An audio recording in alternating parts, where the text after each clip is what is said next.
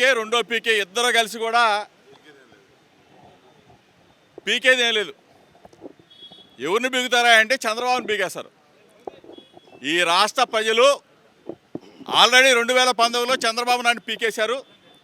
2014 ఎన్నికల్లో మొత్తం కూడా సరాసరి చాప దిండు సర్దుకొని ఆంధ్రప్రదేశ్ రాష్ట్రం నుంచి తెలుగుదేశం పార్టీని, జనసేన పార్టీని రెండూ కూడా మూకుమ్మడిగా పీకేయడానికి రెడీగా ఉన్నారు.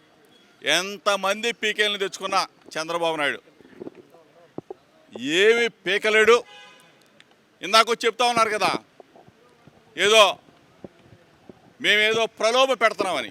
ఎవడ పెడతా ఉన్నాడు? భవిష్యత్తుకి గ్యారంటీ అని చెప్పేసి చంద్రబాబు నాయుడు, భవిష్యత్తుకే గ్యారంటీ లేని చంద్రబాబు నాయుడు సరాసరి నేరుగా మేనిఫెస్టో ద్వారా బ్యాంకుల నుంచి ఫోన్లు వస్తూ ఉంటాయి.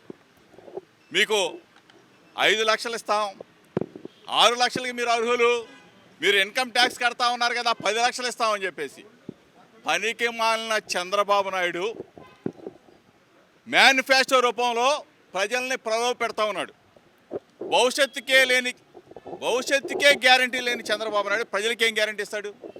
నువ్వు ఉంటావో పోతావో తెలీదు.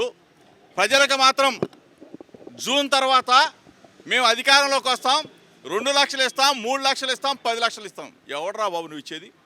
2014 నుంచి 19 దాకా నయా పైసా కూడా ఇవ్వలేని ఈ చంద్రబాబు నాయుడు మిమ్మల్ని ఎట్లా నమ్ముతారు ప్రజలు?